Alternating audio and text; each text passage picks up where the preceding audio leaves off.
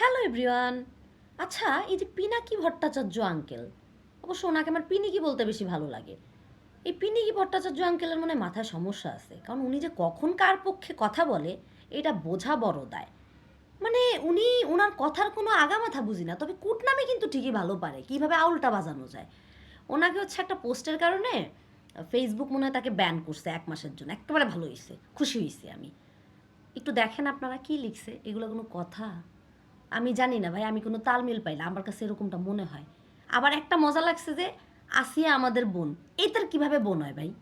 এটা তো নাতনির বয়সী হওয়ার কথা, নাতনি হওয়া দরকার ছিল, বোন কি হয় এটার সাথে যায় বোন?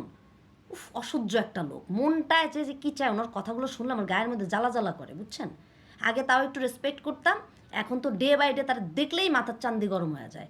ওনার মতন এরকম মানে আমি বলা ঠিক না, বললে আরও অনেক কিছু বলা যাইতো, কিন্তু বলতে পারি না।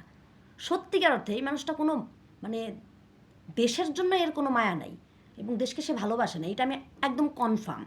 যদি সে দেশকে ভালোবাসতো তাহলে এই ধরনের কুটনামি, আউলবাজানি এইসব কাজ করতো না। অসহ্য। দেশের বাইরে বসে তার কত বড় বড় কথা, ভাই দেশে এসে কথা বলেন আপনি। তবে যত যাই হোক, আমার দেখা একমাত্র হিন্দু ব্যক্তি হচ্ছে এই পিনিকি ভট্টাচার্য, যিনি কিনা চাল